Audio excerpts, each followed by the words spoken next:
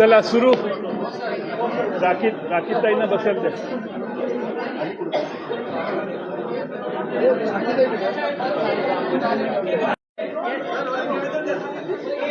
आपल्या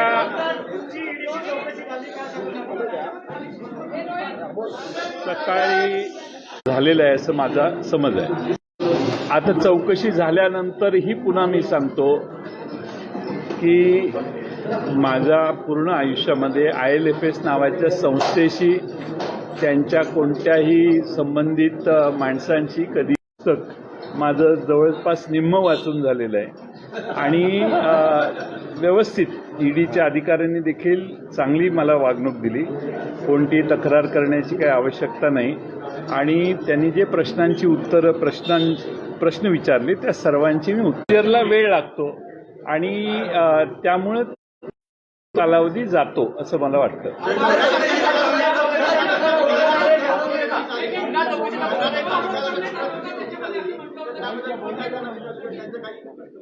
कर्नाटकचा निकाल लागला त्याच्या आणखी दुसऱ्या दिवशी नोटीस आली होती.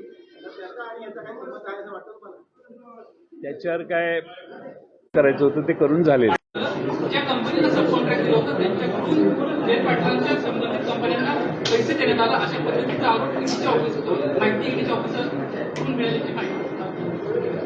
आपली माहिती चुकीच्या माहितीवर आधारित आहे नाही. मोदी सरकारच्या धोरणावरती तुमच्या टीकात्मक असणार कारण की सांगितलं जातं की ईडीच्या चौकशीनंतर विरोधी पक्षाचा धोरण. आता नुसतं आत्ता प्रेस कॉन्फरन्समध्ये बोलून तुमचा त्याच्यावर विश्वास पडणार नाही तर वेळच ठरवेल त्याच्यावर तुम्हाला काय तुमचा निष्कर्ष त्यानंतर कळेल तुम्हाला. कार्यकर्त्यांचे आपण सगळ्यांचे आभार मानलेच आहेत. कार्यकर्ते सकाळपासून या ठिकाणी होते. मी मीडियाचे देखील आभार मानतो. तुम्ही सगळे घामाने ओथंबून गेलेले आहात आणि तुम्हीही सकाळी 10, 9, 8 वाजल्यापासून सतत या ठिकाणी पूर्ण इथं गोळा झालेले महाराष्ट्रातून आलेले कार्यकर्ते आणि माझी होणारी ही चौकशी याबद्दल तुम्ही बरेच कष्ट घेतले.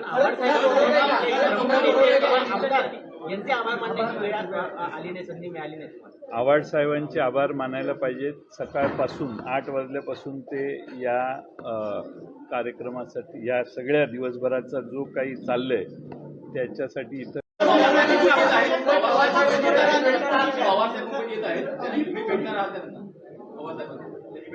मी नेहमीच भेटतो त्यांना. ते कधी येतील ते चौकशी करून.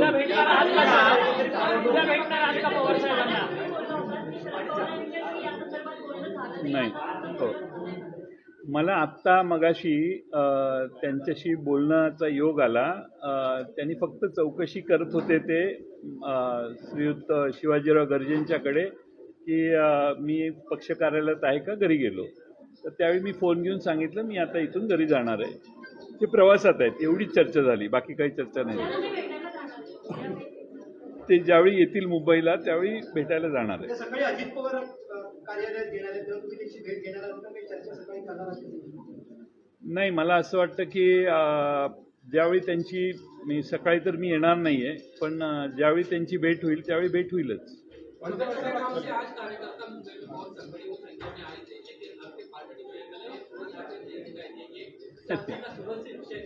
ऐसा है कि MLA और किसी को भी मुंबई में आने के लिए नहीं कहा था. मैंने ट्वीट भी किया था. मैंने ट्वीट करके कहा था कि मैं सिर्फ इंक्वायरी को जा रहा हूँ, आप न आए तो बेहतर. ऐसा मैंने आप मेरा ट्वीट पढ़ी है तो हमारे MLA ट्विटर पे रहते हैं काफ़ी तो शायद बहुत 1, 2, 4 MLA तो वापस इस तरफ आ रहे थे तो वापस चले गए. उन्होंने पूछा फ़ोन करके क्या तो बोला नहीं कोई आने की ज़रूरत नहीं. मैं उनको कह रहा था कि आप सब नीचे बैठे हैं और प्रेस इतनी बहुत तादाद पे है तो जल्द से जल्द जितना हो गया. लेकिन टाइपिंग जो होता है वो हर क्वेश्चन का टाइपिंग होता है, लिखित स्वरूप से स्टेटमेंट दिया जाता है और इसलिए वो प्रोसीजर होती है तो लंबा तो चलता ही है ना. सर आपने कोट करते हुए मैं सवाल पूछता हूँ कि ईडी की 9 घंटे की पूछताछ है. जयंत पाटिल कितनी बार इस दौरान घबराए? एक बार भी नहीं. घबराने का सवाल नहीं है, क्योंकि मेरा दामन साफ है। हाँ? दामन साफ है और मुझे लगता है कि कोई घबराने की कोई आवश्यकता भी नहीं है और उन्होंने भी मुझे घबराया नहीं।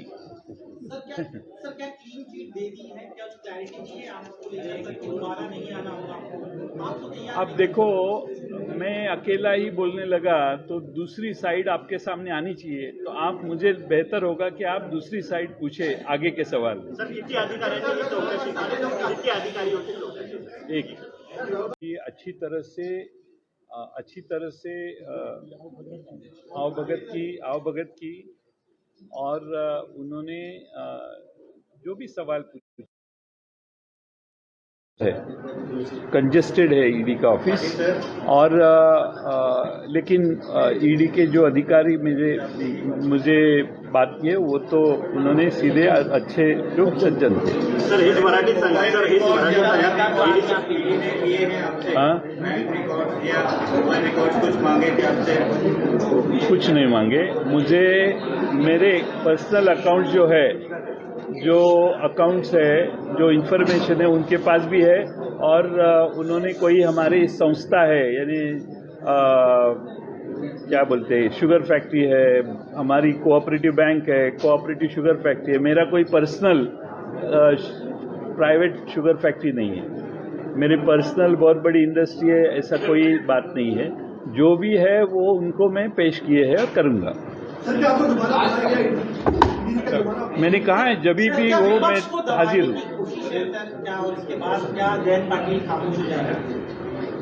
आने वाला वक्त ही आपको बता पाएगा, क्योंकि आज मैं कुछ भी कहा तो आप और देखने वाले तो विश्वास तब रखेंगे जब मेरा बिहेवियर उनके सामने आएगा। मुझे कोई दबाव उन्होंने नहीं किया और कोई दबाव की बात भी नहीं।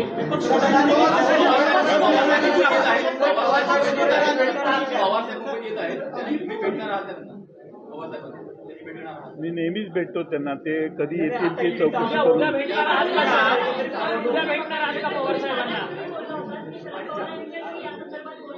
नाही, हो, मला आत्ता मगाशी त्यांच्याशी बोलण्याचा योग आला। त्यांनी फक्त चौकशी करत होते ते श्रीयुत शिवाजीराव गर्जेंच्याकडे की मी पक्ष कार्यालयात आहे का, घरी गेलो, तर त्यावेळी मी फोन घेऊन सांगितलं मी आता इथून घरी जाणार आहे, ते प्रवासात आहेत, एवढीच चर्चा झाली, बाकी काही चर्चा नाही। ते ज्यावेळी येतील मुंबईला त्यावेळी भेटायला जाणार आहे। सकाळी अजित पवार कार्यालयात येणार आहेत, तेव्हा तुम्ही त्यांची भेट घेणार आहात का, काही चर्चा सकाळी करणार आहात? नाही, मला असं वाटतं की ज्यावेळी त्यांची, मी सकाळी तर मी येणार नाही आहे, पण ज्यावेळी त्यांची भेट होईल त्यावेळी भेट होईलच।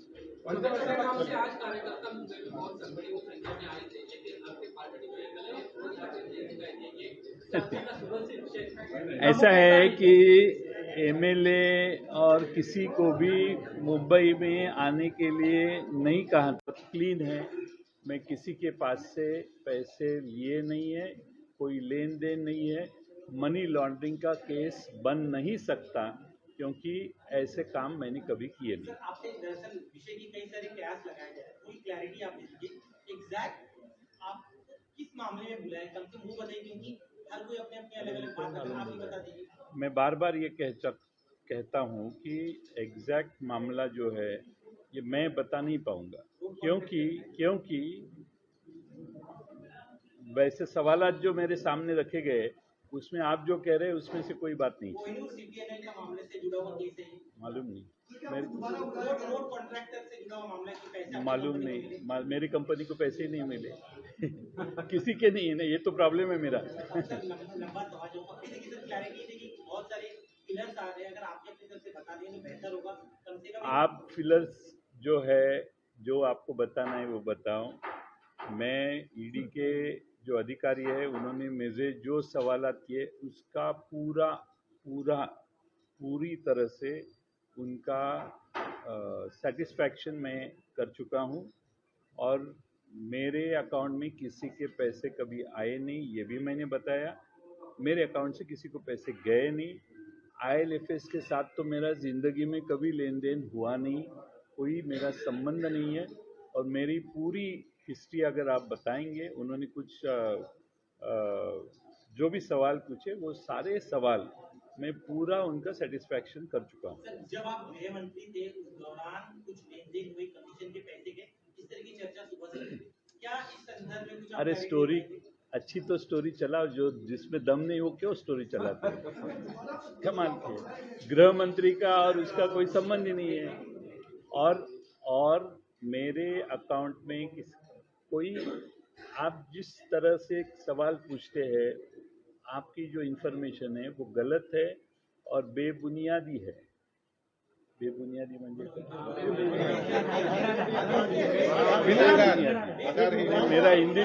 मेरा हिंदी भी सुधर गया। पहले ऐसे नेता है जो ईडी की इंक्वायरी के बाद आके बाकायदा एक प्रेस कॉन्फ्रेंस अपनी पार्टी कन्वेंट कर रहे हैं।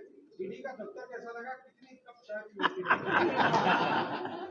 ईडी के अधिकारी जो जिस अधिकारी थे उन्होंने आव्हाड साहेब इथून हल्ले नाहीत।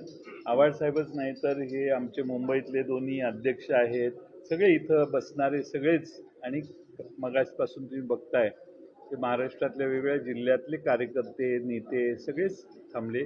त्या सगळ्यांचे आभार मानतो आणि जे आलेले नाहीत त्यांचेही आभार।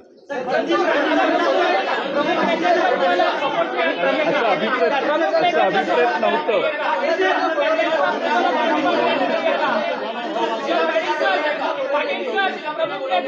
मी सांगितलंय पुन्हा ज्यावेळी बोलवाल त्यावेळी येईल। मैं पहिला मराठी में इसका अनुपस्थित आहेत, अजित पवारांनी ह्याच्यावरती कोणतेही भाष्य केलेलं नाही। असं आहे की प्रमुख नेत्यांची स्वतःची काही कामं असतात, ते काम त्या पक्षकार्यात गुंतलेले असतात। ते पक्षकार्यात गुंतलेले सगळ्यांनी आपलं काम सोडून इथं मुंबईत यावं, आणि सगळ्यांना माहिती आहे की जयंत पाटील स्वच्छ आहे, तो चौकशी झाल्यानंतर परत बाहेर येणार आहे याची खात्री असल्यामुळे आणि त्या सगळ्यांचा माझ्यावर विश्वास असल्यामुळे ते आज उपस्थित राहिले नाही।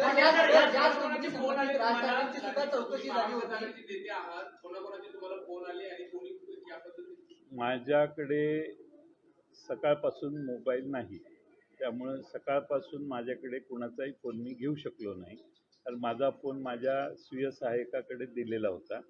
काल परवा अनेक मान्यवरांचे फोन आले।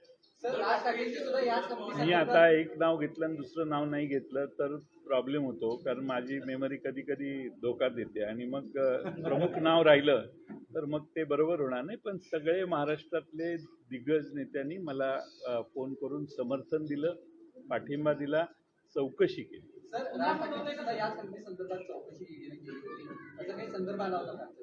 नाही, त्याचा काय संबंध नाही आला। सर, अब हिंदी में बता दीजिए, कई तरह के ऐप लगाए, आप पर आरोप क्या था? पण ही जी आपण जे म्हणताय ती जी केस आहे त्याची चार्जशीट 2016लाच झालेली आहे। सर, आप बताइए, पहली क्लैरिटी थी किस आरोप में तहत आपको बुलाया गया था, समाज जॉब का उम्र थी, एग्जैक्ट आरोप क्या है और आपका कहना क्या ये केस क्या आपके ऊपर? एग्जैक्ट आरोप क्या है ये मैं बोल नहीं पाऊंगा, क्योंकि जो सवाल उन्होंने पूछे उनके सारे जवाब मैं दे दिए। अब जहाँ तक IL&FS का सवाल है, पूरे जिंदगी में मेरा IL&FS के साथ कभी भी ताल्लुक आया नहीं, उनके किसी भी। अब जहाँ तक IL&FS का सवाल है, पूरे जिंदगी में मेरा IL&FS के साथ कभी भी ताल्लुक आया नहीं, उनके किसी भी एजेंसी एजेंट किसी के साथ ताल्लुक मेरे आया नहीं। मेरे अकाउंट में किसी के पैसे आए नहीं, न मैंने किसी को पैसे दिए। मेरी काम करने की कार्यपद्धत बहुत क्लीन है, मैं किसी के पास से पैसे लिए नहीं है, कोई लेन देन नहीं है। मनी लॉन्ड्रिंग का केस बन नहीं सकता, क्योंकि ऐसे काम मैंने कभी किए नहीं। सर, आपने दरअसल विषय की कई सारे कयास लगाए जा रहे हैं, कोई क्लैरिटी आप दीजिए, एग्जैक्ट आप किस मामले में बुलाए, कम से मुंह बताइए, क्योंकि हर कोई अपने अपने अलग अलग बात करता है, आप ही बता दीजिए। मैं बार बार ये कहता हूँ कि एग्जैक्ट मामला जो है ये मैं बता नहीं पाऊंगा, क्योंकि वैसे सवालात जो मेरे सामने रखे गए उसमें आप जो कह रहे हैं उसमें से कोई बात नहीं, कोहिनूर CTNL का मामले से जुड़ा हुआ केस है ये। मालूम नहीं, रोड कॉन्ट्रैक्टर से जुड़ा हुआ मामला है कि पैसे आपकी मालूम कंपनी को नहीं, मिले। मेरी कंपनी को पैसे ही नहीं मिले किसी के नहीं है ना, ये तो प्रॉब्लम है मेरा सर, लंबा सवाल जो अपनी देखिए सर, क्लैरिटी थी कि बहुत सारे पिलर्स आ रहे हैं, अगर आपके अपनी तरफ से बता दें तो बेहतर होगा, कम से कम आप फिलर्स जो है, जो आपको बताना है वो बताओ। मैं ईडी के जो अधिकारी है उन्होंने मुझे जो सवालात किए उसका पूरी तरह से उनका सेटिस्फैक्शन मैं कर चुका हूँ, और मेरे अकाउंट में किसी के पैसे कभी आए नहीं, ये भी मैंने बताया। मेरे अकाउंट से किसी को पैसे गए नहीं। IL&FS के साथ तो मेरा ज़िंदगी में कभी लेन देन हुआ नहीं, कोई मेरा संबंध नहीं है। और मेरी पूरी हिस्ट्री अगर आप बताएंगे, उन्होंने कुछ जो भी सवाल पूछे वो सारे सवाल मैं पूरा उनका सेटिस्फैक्शन कर चुका हूँ। सर, जब आप गृह मंत्री थे उस दौरान कुछ लेन देन हुए कमीशन के पैसे के, इस तरह की चर्चा सुबह से हुई। क्या इस संदर्भ में कुछ आप अरे clarity स्टोरी देंगे? अच्छी तो स्टोरी चलाओ, जो जिसमें दम नहीं वो क्यों स्टोरी चलाते हैं? कमाल के गृह मंत्री का और उसका कोई संबंध ही नहीं है। और मेरे अकाउंट में कोई, आप जिस तरह से सवाल पूछते हैं, आपकी जो इन्फॉर्मेशन है वो गलत है और बेबुनियादी है। बेबुनियादी म्हणजे